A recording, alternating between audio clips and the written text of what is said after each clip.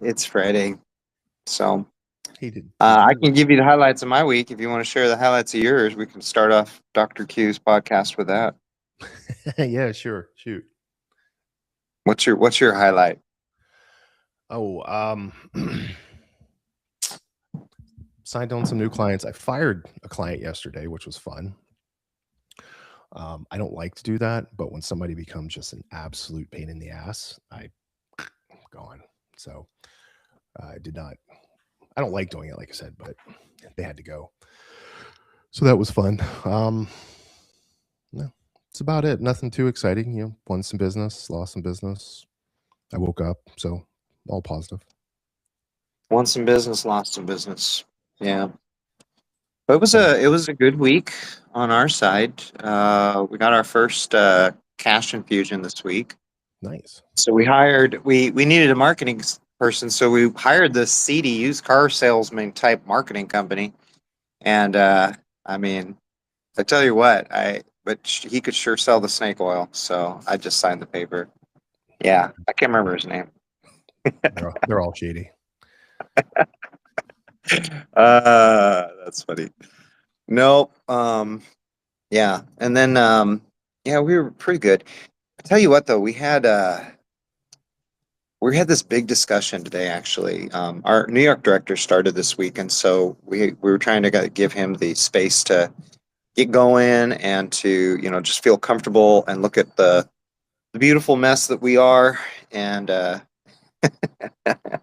and really, hopefully, he would still be there at the end of the week. But as a matter of fact, by the end of the week, I think we had all grown tighter and stronger, and yeah, yeah, it's really excellent. It's That's one of the best things is when you have good people join your team and they're excited to be a part of your team. So that was really fun. Um, we got some really big, kind of, let's say, I not say offers, but the Economic Business Development Council, we're working one in Belfast and one in Vietnam, for Ho Chi Minh City, which links to the Houston Vietnamese center and the LA centers, which are the two largest out of country centers for Vietnamese globally. And we're really excited about that because that country is just like booming. And North Ireland, it's interesting. They are still struggling. I mean, it's like they have all the heavy overtures of the UK, taxes and VAT and tariffs and all that. But they seem to have a robust economy. Like people, the more employees we hire out there, the more people we meet, the more we're like, this is a good growing community, and people are happier there than in other parts of the world. So That's I'm interesting. like, dang, maybe I need to go there in the spring or something. Go check it out. Yeah, So that seems cool. yeah, I don't know. The worst thing that happened is,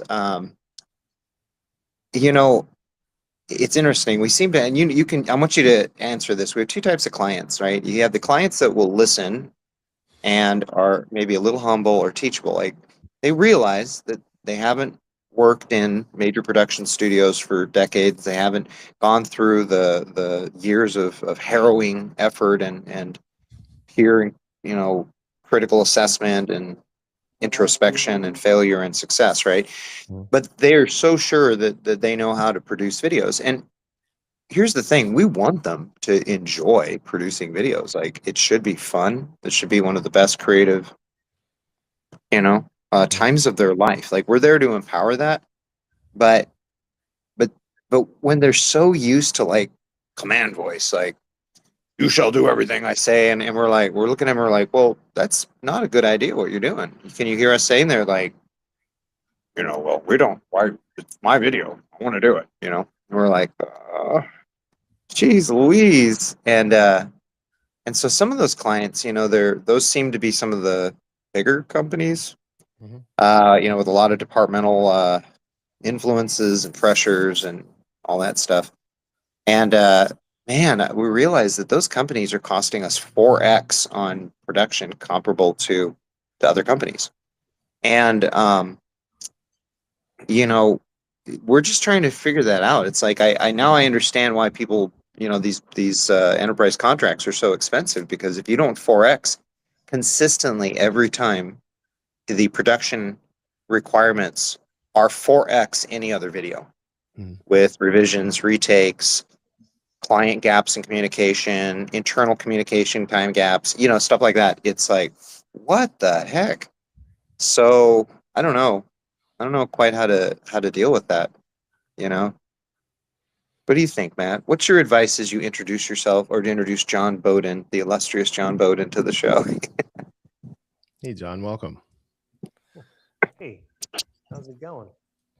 Good. How you doing? I'm good. Just staying up in the midnight hours. Oh, nice. Oh, that's right. Super late there. Hey, can you turn up your mic a little bit? We can barely hear you. Oh, really? Wait, is it better? Yeah, there you go. You have to attach it to your nose. I will say this, John had me doing karaoke earlier today. Nice. During the workday. Yeah, but True story. The it's one of the things we deal with is, like, we have a creative approval process that we go through. And the client, like, we have a whole system that I built because I was a software developer. So you go in, actually, you guys will start using it soon, because I send the statics over that way. It's a whole approval process. You can do revisions, everything. But what we end up You having. just got reverb. You just went reverb, bro. Oh, I did? Yeah. Oh. Your reverb is on suddenly. Well, that's weird. I'm not hearing any of that. Actually sounds kind of cool. Sort of like Megatron. Oh. I don't John, think it's anything. I'm not hearing meets anything. Dark Side. Oh. John says he doesn't hear anything. I don't know. No, I don't think. I do. I think it's on your side, Tim. It might be on your Okay. side. Cool, But dude. yeah. But anyways, the yeah, you have to put a limit on the number of change requests. Like the client I was telling you about that we parted ways with yesterday. We would go through a creative approval process. We designed landing pages. We put all those creative out, approved. Great. Put the ads up, start running, start generating leads. 2 days later, I want new ads. I want this. I want that. Because, Facebook ads expert, because she took a Coursera course. And it just got to the point where it was like, it wasn't valuable from a time perspective and monetarily as a business to keep spinning the ads, or having creative built and turn around and have it rebuilt because somebody doesn't like something.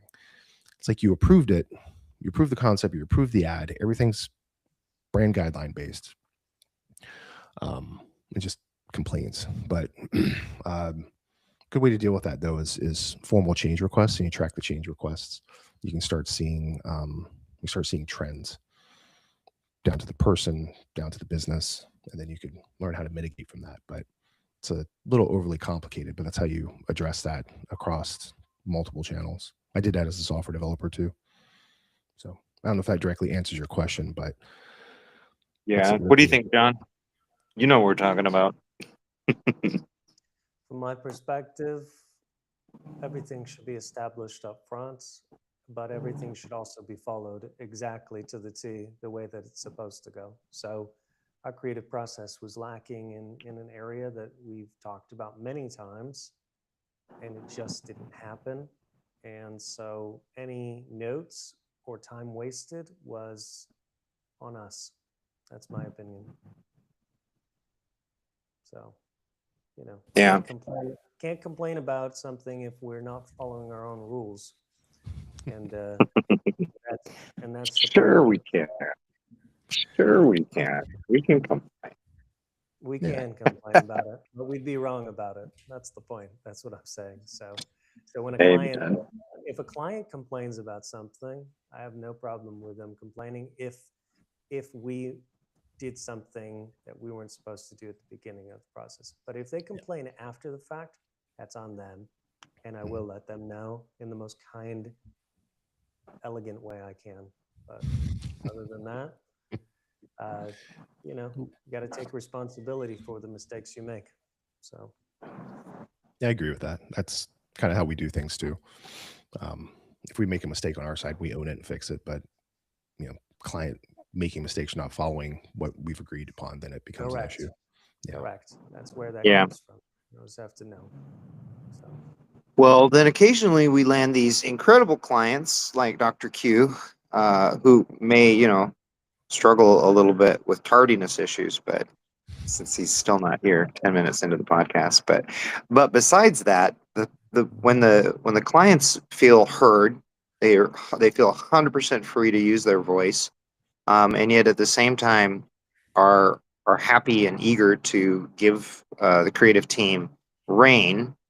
Um, it's like you rarely see creatives jump so quick and ready to serve and to do what they're asked to do quickly. And in this instance, don't tell Dr. Q, but our production costs go down, incredibly. Like, we were able to turn out projects almost twice as fast.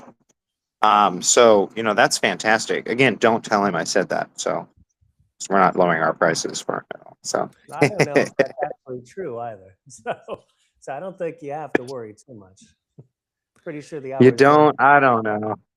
I am don't. pretty certain that the hours still match exactly what we were talking about. So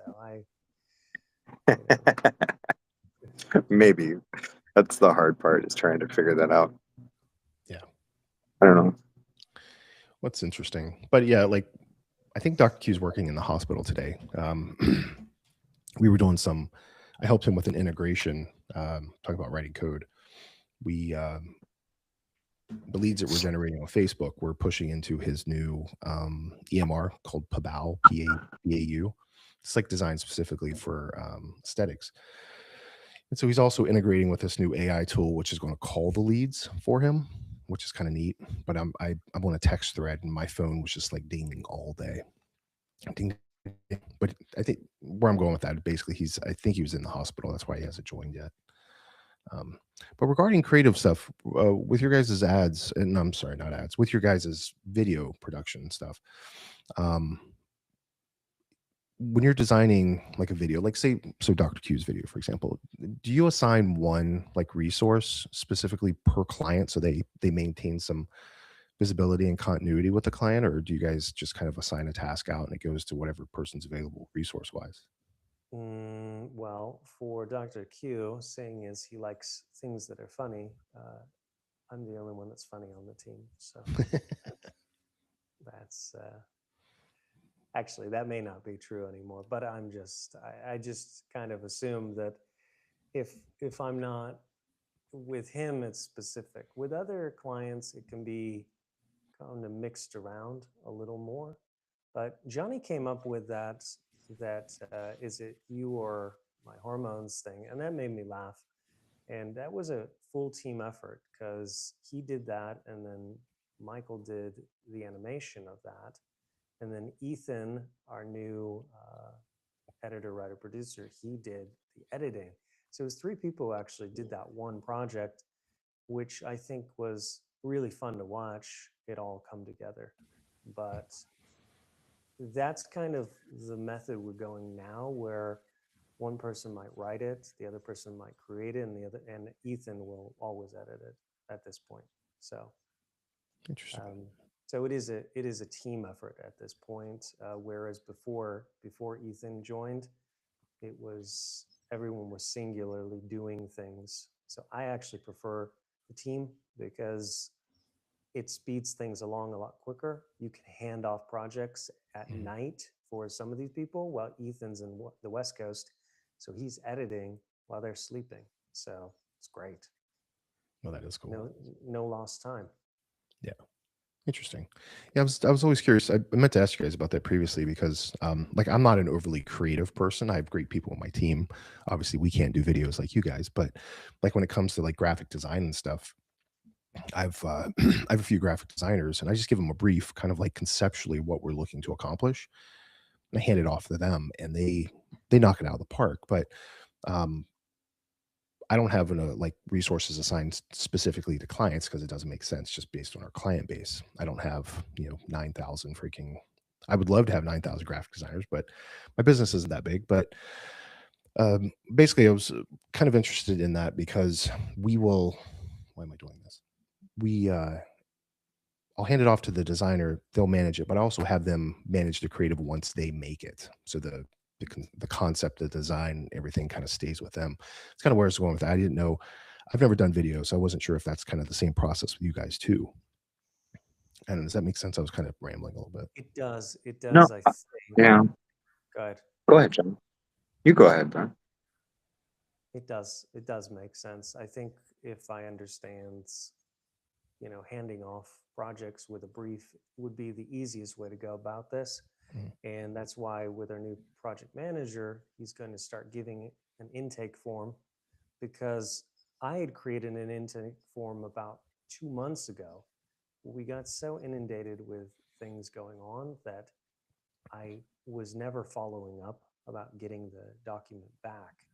But that intake form is really critical to creating the brief and the expectations of the client as well, and understanding that if we pass it off to anyone, they know exactly what to expect. And this is more of a learning in understanding that as organizations grow, we are actually able to significantly increase the output. But right now, when we were starting, it was just kind of happy-go-lucky fun time, and we would have a great time. But now it's starting to be more like structured, which I love, because coming from a background in studio production and everything, I always only had to focus on being creative, and that's what my goal is for everyone that works. Is basically, if you're a creative, that's your job. You are creative. If you're a project manager, that you are in charge of operation, making sure things, the engine's running. So as long as the teams knows their assignments and they're doing everything, then I'm good. So right now, hopefully this answers your question. The essentially short answer is, if we had a brief, anyone could do anything they want on the actual thing. Would it be as good from each person? Probably not. There's different strengths, but I think it's possible to do. And I think hopefully in the next month or two, that won't even be an issue. Interesting. Okay. No, that's cool. Yeah, I was always curious about the video production kind of side of things, because like Camille is one of my designers, and she's fantastic, and her output is insane. I can give her 15 briefs, and within 24 hours, she'll knock them all out in 3 different aspect ratios, and they look amazing. And another person I have on my team, Robert, who's a graphic designer, it would take him 3 or 4 days to do. So I was just curious. It's Some interesting. people are faster than others. I will say that. You Yeah. can't, but at the same time, there's different qualities in each person and their skill level too, because some are junior and some are senior.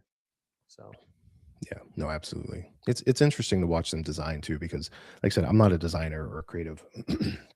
I'm good at marketing and programming. I'm good at that. Put me in front of Photoshop, I think I'll have a panic attack.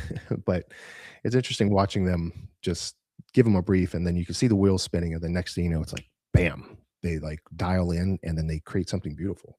I wish I had that talent, basically. I think that's that creative. It can be, in my opinion, I think it can be taught a little bit, but I think there's a natural skill that comes with that For you either have it sure. or you don't, Well, some people might disagree with that, but I don't. So Let me I'm throw with you. something out here. So it's interesting. So if you switch this around to, like, let's use creative as culinary talent, right? Like a chef. Okay. So you may have a chef that is incredibly good at creative dishes and palette and flavors and stuff like that. And they're good there, but that doesn't mean that they're good at running a restaurant. Doesn't mean that they know how to organize shifts or marketing or location, or any of the other key things. They just really know how to saute and to select things and flavors well and create profiles. So look at that as creative. That the creative aspect is just a little tiny piece, right? And to be candid, as far as an asset goes, or an asset category, or a consumable or commodity, that runs pretty fast through the pipes. every day you can eat well. You get, okay, you finish your creative, go do another one, get another one, get another one, right? I think that what's more important is, understanding the, not just the like the creative aspect, but the content and where the ad is going, the actual use of the ads. And that's where, like, coordinating with your agency and coordinating with the client and understanding, the systems or the patterns and cadences of advertising and client engagement, and understanding where we're placing the ad in the funnel, top, middle, or bottom. And it has to do with, which of the platforms we use and what are the particulars of that platform, and then looking at the demographic, all those different things. Each one of them is just as important almost as the creative content, because you can take rather bland content like a single banner ad or a coupon, and you can get great results with that if you know where to place it. I don't know. I'm throwing that out, maybe trying to be a little dicey here to stir up debate. What do you guys think? Do you think is creative the most important, or is it the the actual execution of the creative? I mean, in the marketplace, the distribution. There is, yeah, of course. I mean, look, what is a movie without distribution? It just sits in in a shelf. So the truth is, like, distribution, the business side, the only reason that art is important to people is that people get to see it. When you own distribution, then you become the most powerful person in the room on that situation. So absolutely, art is only as good as the distribution that it reaches, and that's proven across the board. So, but that's also why there's an absolute disproportionate amount of wealth on the side where you can learn how to distribute something versus an artist who typically is pretty bad at business. Like, they have no concept of what business does, what it looks like. Hence the reason why they're often employed and they don't start businesses. It's interesting. That's my take on it. No, it makes sense. I understand where both of you are coming from on that. Yeah. But I was thinking about the artist piece of it. I know quite a few talented artists who have started businesses who are terrible, and I immediately started thinking about them. I was like, kind of a good point. But running a business is a skill too. So there's some people who are good at it. Some people who aren't. You can't. You can learn business, but there's a difference between knowledge and execution. So, I mean, admittedly, my ability to take risk is high, but sometimes not so high as, let's say, my partner here. So it's one of those things that he's, Tim is a master of understanding risk, taking kind of a risk that feels outsized to me, but he also has gone through the gamut of multiple businesses, and therefore to trust that he says, well, this is the way it's going to be in order to do this and that. I say, you know what, you've been through it more than I have, so I'm going to go with that, because I'm not risk averse, but I'm definitely fearful when it comes to certain aspects of business. I'm like, does that actually make sense? But I also have a very, I also have always had, this may sound bizarre, but I've been extremely lucky in my life. So when luck is not going my way, this is the first, when luck is kind of like doing this weird thing, I start to say, what's shifted in my life that has caused this luck to go away? Because everything always works out for me, everything. And when it's not working out, I'm like, that's weird. This has never happened in my life. So it's kind of like one of those, like, what is different? What's shifted where something's not working out? And then I find that pathway. It's always going to work, so. That is that, John, that is actually what you described there is like everyone's approach to marketing, right? First of all, I mean, marketing is risk. That's all there is to it, because when you start off and you go into it, you have no idea what's going to happen, and you don't know the people that you're working with, and when an advertiser advertises to you, how well they can advertise, right? I don't know. What do you, okay. Um, uh, the, the funny thing is though, is that for the most part, when we do have successes with our advertising, it feels like luck. Oh my gosh, yes, the ad hit. Oh my gosh, the leads came in. And that just comes from, they just don't, understand perhaps why or how, where they're advertising. Today I had a meeting with a mergers and acquisitions consultant in the medical industry, and they wanted us to create just a general consumer ad for their business, and then they wanted to create an ad talking about um, uh, brokering consultancies, and why you need an M&A broker. And they're not an M&A broker themselves; they are just an industry consultant, but they use a large number of them, or their clients come to them with M&A brokers already sort of pre-seeded or marketing to them, and they're like, "Well, who should I use? I'm getting ready for my exit in 2 years, 3 years, or and I decided at 6 months or whatever." And so we were talking about the two ad spots. The first one, which is focused towards medical office owners, primarily doctors, and the other focused on speaking about the M&A brokering. And as we went through the scripting of the M&A brokering one, he commented to the consultant and said, the truth is that we should take this immediately upstream to all of the brokers in your area and share this with them. And they're like, well, that would be interesting. Like, what could we do for them? And immediately we just rolled out what some of the new AI tech is, which is, we did a couple of videos this week very successfully. You can look at a medical office, and this applies to med spas, obviously, and estheticians and whatnot.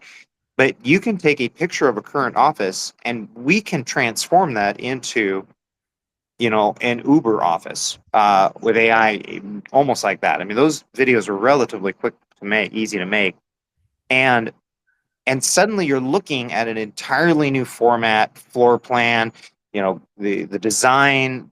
But this isn't just a picture of an office; it's all the workers coming in and out and walking, and patients talking, and office managers and machines whirring, and it's all happening in real time. And it's like watching a movie of your vision of what your office could be. And we just did 2 of these for this group up in Belfast, and they were gorgeous. And I said, I showed them to the consultant. I said, we could do this for your brokers, because they're trying to catch 2 things. They're either trying to sell practices, or the potential of a practice to purchasers, or they're trying to acquire sellers. Those are the 2 areas that they want to work. And this is going on the upstream, on the M&A side. And I said, well, if we use these videos to promote sales of the practice, one, good. And if we use the videos to acquire, because that's really where the money is for the M&A groups. When they acquire new clients, they pay them a consultancy fee. So they have their upfront fees, and then they have the brokering fees and percentages on the sale of the property itself on a successful sale. But the truth is, sales don't happen that often. There's a lot of brokering fees that make kind of your bread and butter month to month. And I'm like, and then we were talking about, well, what if we just roll this down and begin to sell M&A services earlier to the doctors? Because when doctors come, at the last year and say, I'm ready to sell, there's nothing you can do to help them.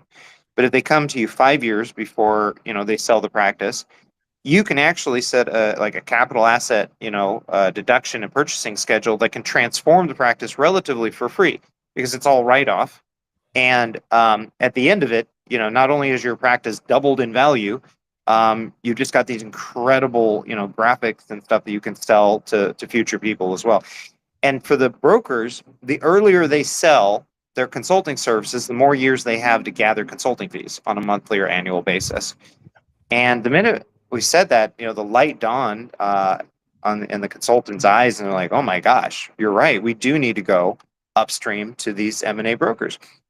And this is where I'm talking about the advertising process isn't about, hey, we've seen ads and commercials. I want to talk about my brand. I want to talk about my basic service. It is actually the mental exploration of where your biggest business opportunities are and learning to communicate to them. And that's what people seem to miss. The process of creating the ad is actually one of the greatest benefits And once you create the ad right, then finding the market is easy.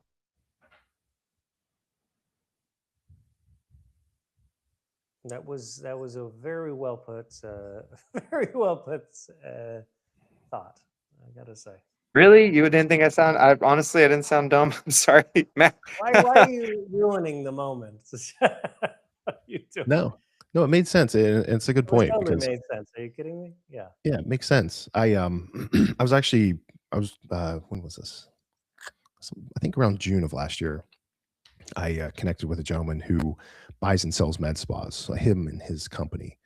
So they'll go into an area, or they'll find a distressed med spa, buy it, basically like a house flipper. They'll get the business going and then sell it. And I admittedly was trying to get that business because you need advertising and marketing. Ended up not working out. There was a more of a culture personality issue than anything. But as I was thinking and listening to you, I was like, that mergers and acquisition aspect that you were talking about with the consultant fees and stuff, that's actually kind of a good long-term play if you can get in early enough on it. Because yeah, they could charge for years and years and years rather than kind of like the end state, right? Get their bang and they're gone. But if they're consulting for years and helping that transitional process, yeah, there's a good opportunity. Well, I know who I'm calling next week, Matt. So maybe you can help me. We need to go call us some med spa brokers. That's what we need to do, like ASAP. Good luck. I'm not 'Cause joking. They all hate marketing people. So I found out because I spent 3 months talking to him and that didn't happen. And I reached out to a couple on LinkedIn. And Well, one just guy, tell them you're a superstar rugby player. I'll tell him I'm a professional golfer. Because all they do is wear master shirts all the time. But yeah, the couple that I interview, or I didn't interview, a couple that I spoke with over LinkedIn, they all hate marketing. And one guy just blasted me over direct message on LinkedIn because I pitched him and we're going to chat, and he's like, oh, marketers are effing idiots and all of a sudden I'm like, okay, like, and he just went on and on and on. I let him go. I read it and moved Yes, on. we are. Yes, I'm a complete dumbass. I'm a dumbass. Yeah, I'm a dumbass. I wanted to be like, I make more That's money. a good from ending that. point. That's Yeah. actually for the blog post. I think we can all just admit that we're dumbasses and we don't know what we're talking about. Yeah. Well, to your point earlier about customers is essentially kind of interjecting themselves in situations where they perceive that they have a higher level of skill than they do. John, when we were talking earlier, yeah, same thing goes on my side of the house, but also, yeah, I have no shame in admitting if I don't know something, but I will argue with you if I know what I'm talking about, and I have no problem putting you in your place, basically, professionally, by the way. But Professionally. Yeah.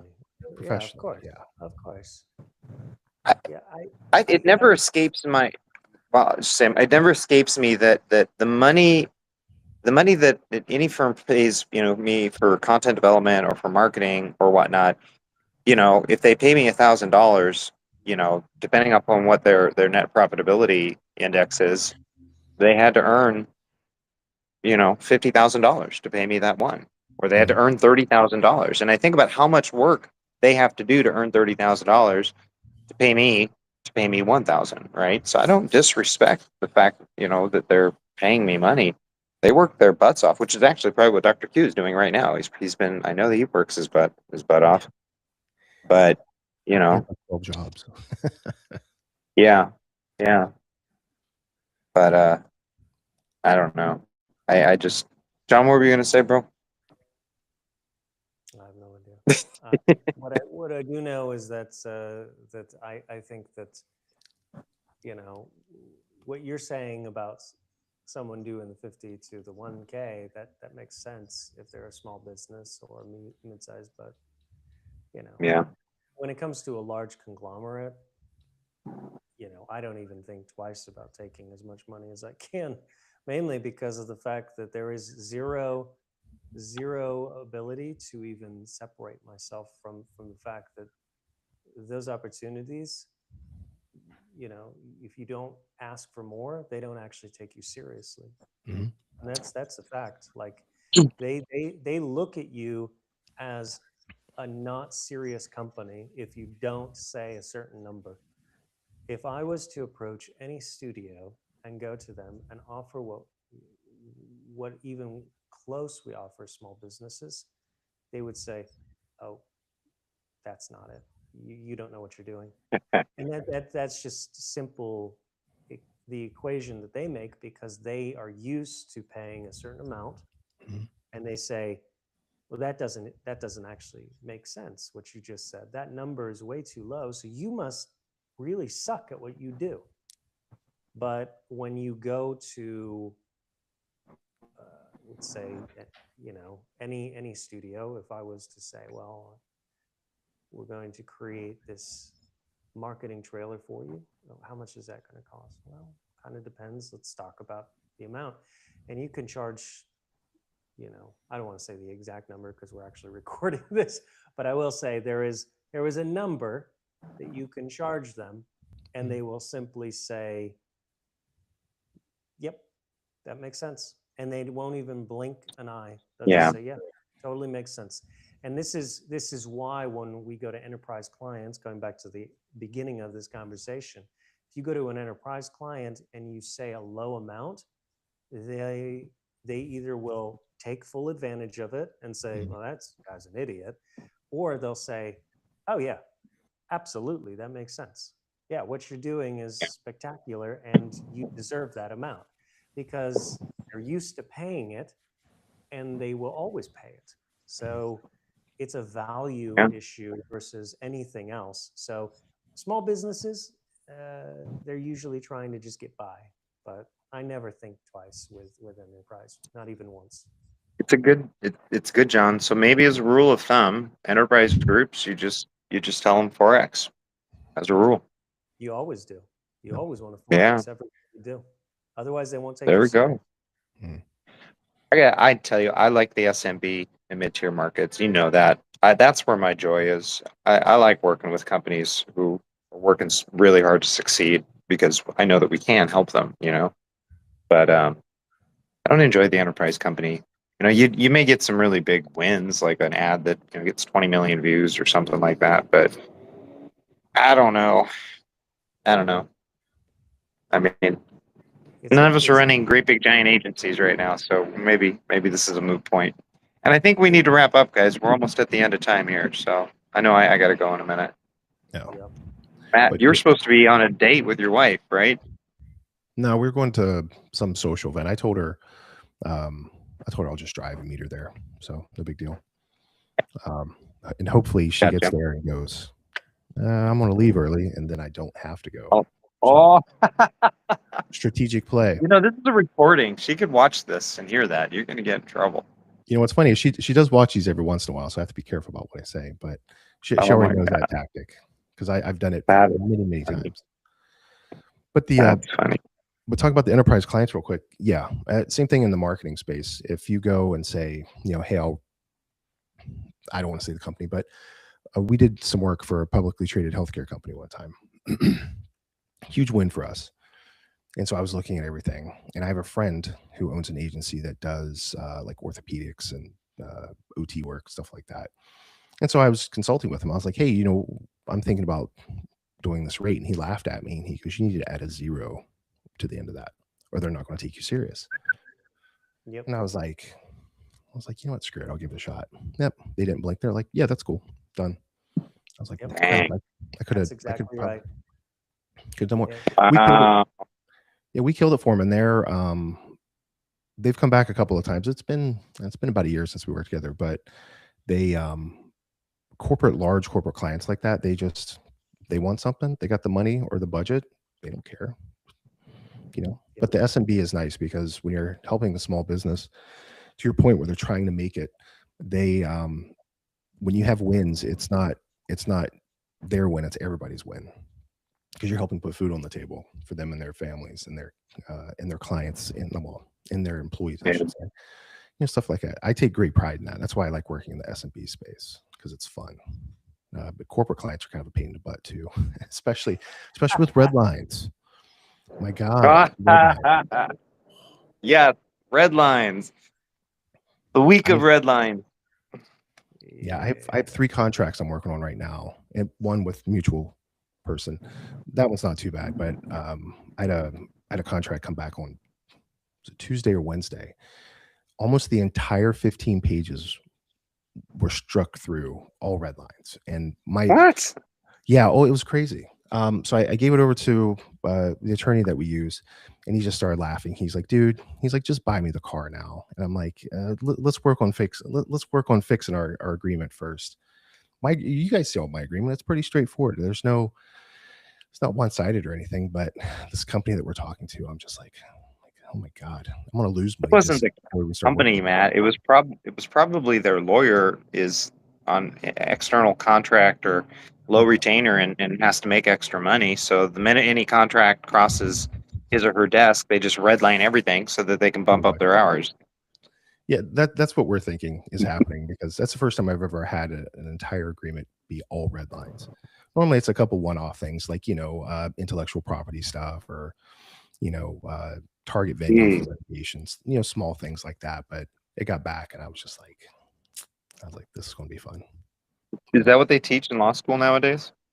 Always redline everything in the first contract? They must.